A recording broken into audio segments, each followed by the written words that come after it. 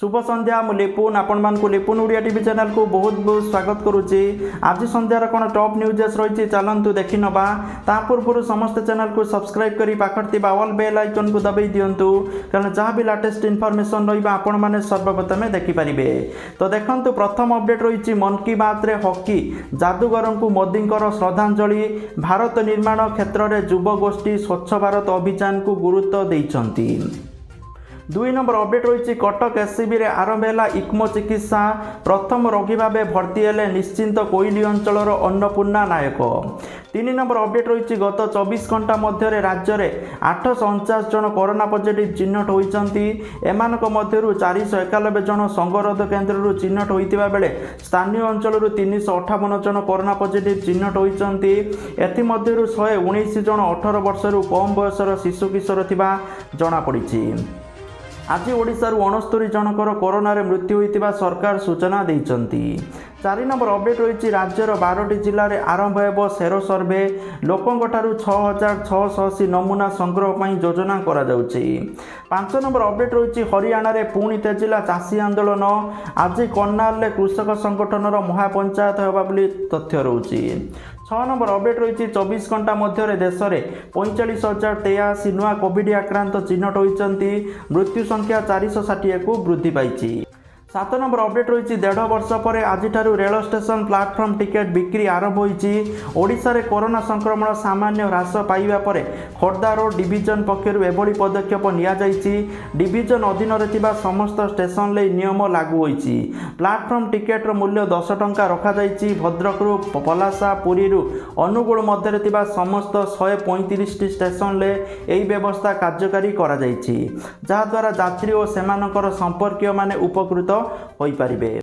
8 number update रही विद्यालय में पिलामानंकु दिया जाउतबा मध्याह्न भोजन किभली अधिक पोषणयुक्त और स्वास्थ्यकर होई पारिबो ताकू नै गणशिक्षा विभाग पक्षरु अत्याधुनिक ज्ञान कौशल प्रयोग करा जाई नुआ एप्लिकेशन विकसित करा जाइछि। जातिसंघ विश्व खाद्य कार्यक्रम विद्यालय गणशिक्षा विभाग पक्षरु प्रस्तुत एई फोसाप MDM एप्लिकेशन माध्यम विद्यालय गुड़िक काम करुवा रोषेया और सहायकों को तालीम प्रदान करा जिवो। प्रथम पर्यायर ढेंकानाल जिला कामाख्यानगर 185 विद्यालय यह शुभारंभ करा जिवो, जाकि एप्लिकेशन जो रही फोसाप MDM एप्लिकेशन थिबा टैबलेट रे प्रत्येक रोषेया और सहायक मानू प्रदान करा जिवो, जाकि कामाख्यानगर समस्त विद्यालय को WEF टैबलेट प्रदान करा जिवो। एथिरे थिबा विषय वस्तु उभय ऑनलाइन एवं ऑफलाइन ले उपलब्ध होउची। एप्लिकेशन द्वारा रोषेया एवं सहायक माने तालीम पाई परिबे।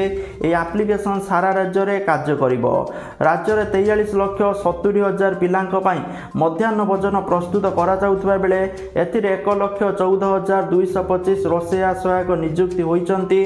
तेणु किपरि मध्याह्न भोजन को अधिक पोषणयुक्त आ स्वास्थ्यकर करा जाई परिबो एही एप्लिकेशन माध्यम रे सेमानकु तालीम दिया जिवो बोली सूचना रहुची। 9 नंबर अपडेट रही केंद्र सरकार जनधन योजनार खाताधारी को जीवन बीमा और दुर्घटना बीमा कभर देवा उपरे विचार करुचंती बोली सूचना मिली। सही बड़ी योजना रे सरकार प्रधानमंत्री जीवन ज्योति बीमा एवं प्रधानमंत्री सुरक्षा बीमा आधार रे जनधन खाताधारी को बीमा अंतर्भुक्त करने पर योजना करुचंती, जबकि ए संपर्क अर्थ मंत्रालय पक्षरु शनिवार एक प्रेस विवृत्ति जरिया सूचना दिया जाइछि। सरकारଙ୍କର ଏହି पदक्षेप फल 43 कोटी जनधन खाताधारी बेस उपकृत हेबे बोली आशा करा जाउछि। सही बड़ी योजना अधीन रे 31.23 कोटी रुपे कार्ड मध्य खाताधारी को प्रदान करा जाइछि, जाकि जो मानकर जनधन योजना रे खाता अछि सेमान आगु को बैंक रे जाई जीवन बीमा दुर्घटना बीमा उपरे कवर सेमान को मिली पारिबो, जाकि 4 लाख टंका पर्यंत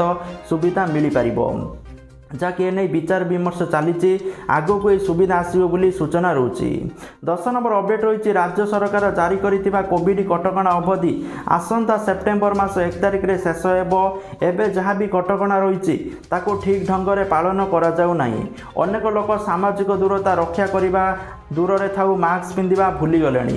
ରାଜ୍ୟରେ ଏବେ ବି ଦୈନିକ 800ରୁ 900 ନୂଆ କରୋନା ରୋଗୀ ଚିହ୍ନଟ ହେଉଛନ୍ତି।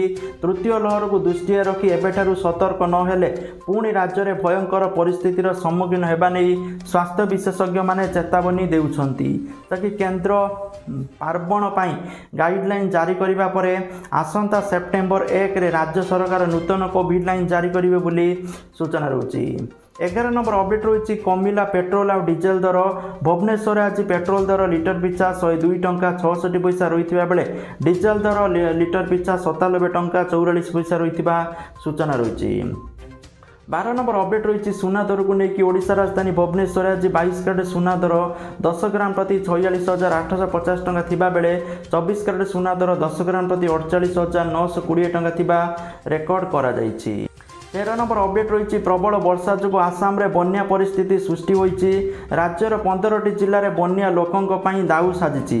ଫଳରେ 2,25,00,000ରୁ ଉର୍ଦ୍ଧ୍ୱ ଲୋକ ପ୍ରଭାବିତ ହୋଇଛନ୍ତି। ଆସାମ ସମେତ ଅରୁଣାଚଳ ପ୍ରଦେଶର କିଛି ଅଞ୍ଚଳରେ ବିଗତ କିଛି ଦିନ ହେବ ବର୍ଷା ହେଉଥିବାରୁ ବ୍ରହ୍ମପୁତ୍ର ନଦୀର ଜଳସ୍ତର ବଢ଼ିବାରେ ଲାଗିଛି। କିଛି ସ୍ଥାନରେ ବ୍ରହ୍ମପୁତ୍ର ବିପଦ ସଂକେତରେ ଟପିଛି। 14 ନମ୍ବର ଅପଡେଟ୍ ରହିଛି ଶତାଧିକ ପରୀକ୍ଷାର୍ଥୀ RI ପରୀକ୍ଷାରୁ ବଞ୍ଚିତ। ଆଜି ହେଉଥିବା RI ପରୀକ୍ଷାରେ ସାମ୍ନାକୁ ଆସିଲା ବଡ଼ ବିଭ୍ରାଟ। ଶତାଧିକ RI ପରୀକ୍ଷାର୍ଥୀମାନେ ପରୀକ୍ଷା ହେବାରୁ ବଞ୍ଚିତ ହୋଇଛନ୍ତି। ଆଡମିଟ୍ କାର୍ଡରେ ସରକାରୀ ମହାବିଦ୍ୟାଳୟ ଟିଟିଲାଗଡ଼ ଲେଖା ହୋଇଥିଲା, ହେଲେ ଟିଟିଲାଗଡ଼ ସରକାରୀ ମହିଳା ବିଦ୍ୟାଳୟରେ ହୋଇନି ସେଣ୍ଟର ବୋଲି ଅଭିଯୋଗ ଆସିଛି। କଲେଜରେ ସେଣ୍ଟର ହୋଇନଥିବା କହିଛନ୍ତି କଲେଜ ଅଧ୍ୟକ୍ଷ। ପରୀକ୍ଷାର୍ଥୀ ସେଣ୍ଟରରେ ପହଞ୍ଚି ନିରାଶ ହୋଇ ବସିଛନ୍ତି, ପରୀକ୍ଷା ଦେବାରୁ ବଞ୍ଚିତ ହୋଇଛନ୍ତି। ତାକି ଜିଲ୍ଲାପାଳଙ୍କ ସହିତ ଉପଜିଲ୍ଲାପାଳ କଥା ହେବା ପରେ ପରୀକ୍ଷାର୍ଥୀମାନଙ୍କୁ ସ୍କୁଲ ବସ୍ ଯୋଗେ ବଲାଙ୍ଗୀର ପଠାଇ ଦିଆଯାଇଛି। ସେମାନେ ସେଠାରେ ସରକାରୀ ମହିଳା ମହାବିଦ୍ୟାଳୟରେ ଦିନ 12ଟାରୁ ପରୀକ୍ଷା ଦେବେ ବୋଲି ଜଣାପଡ଼ିଛି। 15 ନମ୍ବର ଅପଡେଟ୍ ରହିଛି ଦୁବାଇରେ ଚାକିରି କରିବାର ମୋହ। 8 ଜଣଙ୍କ ଠାରୁ 5 ଲକ୍ଷ ଟଙ୍କା ଠକି ନେଲେ ସାଇବର ଦଲାଲ। ଯାହାକି ଏଭଳି ଘଟଣା ଘଟିଛି ଗଞ୍ଜାମ ଜିଲ୍ଲାରେ। ପୂର୍ବରୁ ଜୁଲାଇ ମାସ 14 ତାରିଖରେ ଯାହାକି ଜଣଙ୍କ ପାଖକୁ ମୋବାଇଲରେ ଏକ ମେସେଜ ଆସିଥିଲା। ମେସେଜରେ ଚାକିରି ଦେବାର ସୂଚନା ଥିଲା। ମାସକୁ ଦରମା 33,500 ଟଙ୍କା ତା ମିଳିବା ସହିତ ବିଶ୍ୱାସ ଜନ୍ମେଇଲା ଭଳି ସମ୍ପୃକ୍ତ କମ୍ପାନୀର ID ପ୍ରମାଣପତ୍ର, ଠିକଣା, ଆଧାର କାର୍ଡ଼ ଯାହାକି ହ୍ୱାଟ୍ସଆପ୍ରେ ଆକାଉଣ୍ଟରେ ପଠାଯାଇଥିଲା। ଯାହାକି ଏହି ଘଟଣା ଗ୍ରାମର ଅନ୍ୟ ଭାଇମାନଙ୍କୁ ଜଣାଇବା ପାଇଁ ଫୋନ୍ ମାଧ୍ୟମରେ କହିଥିଲେ। ତ ଜଣକୁ ମେସେଜ ଆସିଥିଲା, ସିଏ ତ ଲେଖିଲା ଲୋଭନୀୟ ଅଫର୍ ଅଛି, ଚାକିରି ମିଳିବ। ସିଏ ବି ତାଙ୍କ ଗାଁର ଆହୁରି 8 ଜଣଙ୍କୁ ଏହା ବିଷୟରେ ଜଣାଇ ଦେଇଥିଲେ। ଫଳରେ ଲୋଭରେ ପଡ଼ିଥିଲେ ଗ୍ରାମର 8 ଜଣ ଯୁବକ, ଯାହାଫଳରେ ସେମାନେ 5 ଲକ୍ଷ ଟଙ୍କା ନେଇକି ଡିପୋଜିଟ୍ କରିଦେଇଥିଲେ। ଯାହାକି ସାଇବର ଠକ ବା ଯେଉଁ ଦଲାଲ ଅଛନ୍ତି, ଦଲାଲ ମାନେ ନକଲି ପାସପୋର୍ଟ, ନକଲି ID ସବୁ ଦେଇକି ତାଙ୍କୁ ପଠାଇଥିଲେ। ଯାହାଫଳରେ ସେମାନେ ଯେତେବେଳେ ଜାଣିଲେ ତାଙ୍କ ସହିତ ଧୋକା ହେଇଛି, ତ ଜାଣିପାରିଲେ ଯେ ସାଇବର ଠକ ତାଙ୍କଠାରୁ ନକଲି ଜିନିଷ ସବୁ ଦେଇକି ତାଙ୍କ ଭିତରୁ 5 ଲକ୍ଷ ଟଙ୍କା ଠକି ନେଇଛନ୍ତି। ତ ଆପଣଙ୍କୁ ଯଦି ଏଇଭଳି ଭାବେ କୌଣସି ପ୍ରକାର ଲୋଭନୀୟ ଅଫର୍ ଆସୁଛି ଯେ ଆପଣଙ୍କୁ 25,000 ମିଳିବ, 30,000 ମିଳିବ, ଏମିତି କେବେ ବି ମିଳେନି। ଓକେ, ତ ଆପଣମାନେ ଦେଖିପାରୁଥିବେ ବର୍ତ୍ତମାନ ଚାକିରି ମିଳିବା କେତେ କଷ୍ଟ ହେଇଗଲାଣି। ଆଉ ଏମିତି କେହି ଆପଣ ଫୋନ୍ କରି କହିଦେବେନି ଯେ ଆପଣଙ୍କୁ ମିଳିଯିବ ଏତେ ଟଙ୍କା ସେତେ ଟଙ୍କା। ଯଦି ଏଇଭଳି ଅଫର୍ ଆସୁଛି ତାହେଲେ ନିଶ୍ଚିତ ଭାବେ ଇଗ୍ନୋର କରନ୍ତୁ, ନହେଲେ ଆପଣମାନେ ସାଇବର ତାଙ୍କ ଦଲାଲମାନଙ୍କ ହାବୁଡ଼ରେ ପଡ଼ିବେ ଆଉ ନିଜର ପଇସା ହିଁ ହରାଇବେ। ତେଣୁ ଯେଉଁମାନେ ଏହି ଭିଡ଼ିଓଟି ଦେଖୁଛନ୍ତି କାଇଣ୍ଡଲି ସମସ୍ତଙ୍କ ସହିତ ସେୟାର କରିଦିଅନ୍ତୁ, କାରଣ ବହୁତ ସାରା ଯେଉଁମାନେ ଶ୍ରମିକ ଅଛନ୍ତି ବା ଲେବର ଅଛନ୍ତି, କାମ କରୁଛନ୍ତି, ସେମାନଙ୍କର ଆଇଡ଼ିଆ ନାହିଁ, ସେମାନେ ଜାଣିପାରୁନାହାନ୍ତି। ଯାହାଫଳରେ ସାଇବର ଠକଙ୍କ ଜାଲରେ ପଡ଼ିକି ସେମାନଙ୍କର ଯେଉଁ ପଇସା ସଞ୍ଚୟ କରି ରଖିଛନ୍ତି, କଷ୍ଟ ପରିଶ୍ରମ ଉପାର୍ଜିତ ଧନ, ତାକୁ ବି ହରାଇ ବସୁଛନ୍ତି। ତ ଏଥିପ୍ରତି ସମସ୍ତେ ସାବଧାନ ହୁଅନ୍ତୁ। 16 ନମ୍ବର ଅପଡେଟ୍ ରହିଛି ଓଡ଼ିଶାର ପାଣିପାଗକୁ ନେଇକି ଲଘୁଚାପ ପ୍ରଭାବରେ ରାଜ୍ୟରେ ଆଉ ଦିନଟିଏ ବର୍ଷା ହେବ। ଏ ଲଘୁଚାପ ରାଜ୍ୟରେ ବଡ଼ ବର୍ଷା କରାଇବ ନାହିଁ। ସୋମବାର ଠାରୁ ବର୍ଷା ପ୍ରକୋପ କମିବ ବୋଲି ସୂଚନା ରହୁଛି। ଆସନ୍ତା ସେପ୍ଟେମ୍ବର ମାସ 7 ତାରିଖ ବେଳକୁ ଆଉ ଏକ ଲଘୁଚାପ ସୃଷ୍ଟି ହେବାର ସମ୍ଭାବନା ରହିଛି। ଡକ୍ଟର ପଶୁପାଳକ କହିଛନ୍ତି ଚାଷୀମାନେ ଅଗଷ୍ଟ ଶେଷ ସୁଦ୍ଧା ଧାନ ରୁଆ ସାରି ଦିଅନ୍ତୁ, କାରଣ ସେପ୍ଟେମ୍ବରରେ ଭଲ ବର୍ଷା ହେବାର ସମ୍ଭାବନା ରହିଛି। 17 ନମ୍ବର ଅପଡେଟ୍ ରହିଛି ଆସନ୍ତା ସେପ୍ଟେମ୍ବର ମାସରୁ ବଢ଼ିଯିବ iPhone 13ର ମୂଲ୍ୟ। ଆସନ୍ତା ମାସରେ iPhone 13 ସିରିଜ୍ ଫୋନ୍ ଲଞ୍ଚ ହେବା ପାଇଁ ଯାଉଛି। ଏହି ଫୋନ୍ ଲଞ୍ଚ ପୂର୍ବରୁ ଏହାର ମୂଲ୍ୟ ବୃଦ୍ଧି ହେବ ବୋଲି କୁହାଯାଉଛି।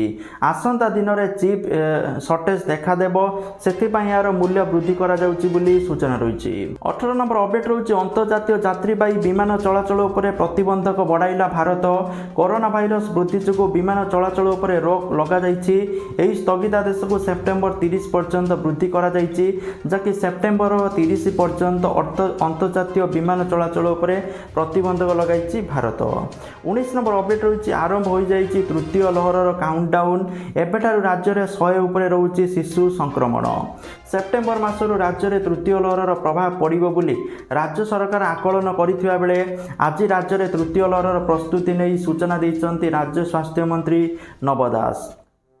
ତୃତୀୟ ଲହର ସମୟରେ ଶିଶୁମାନଙ୍କ ଉପରେ ଅଧିକ ପ୍ରଭାବ ଆକଳନକୁ ନେଇ ରାଜ୍ୟରେ ସବୁ ପ୍ରକାର ବ୍ୟବସ୍ଥା କରାଯାଉଛି। ହସ୍ପିଟାଲ ବେଡ୍ ଠାରୁ ନେଇ ଔଷଧ ପର୍ଯ୍ୟନ୍ତ ସବୁକିଛି ପର୍ଯ୍ୟାପ୍ତ ମାତ୍ରାରେ ମହଜୁଦ ରହିଛି ବୋଲି ସ୍ୱାସ୍ଥ୍ୟମନ୍ତ୍ରୀ କହିଛନ୍ତି।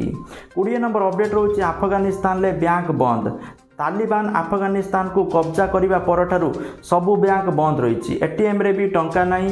ଏପରି ସ୍ଥିତିରେ ଆଫଗାନିସ୍ତାନ ବାସିନ୍ଦାଙ୍କ ପାଖରେ ମଧ୍ୟ ଟଙ୍କା ସରି ଆସିଲାଣି। ଏହାକୁ ନେଇ ଲୋକଙ୍କ ମଧ୍ୟରେ ଏବେ ଆକ୍ରୋଶ ଦେଖିବା ପାଇଁ ମିଳିଛି।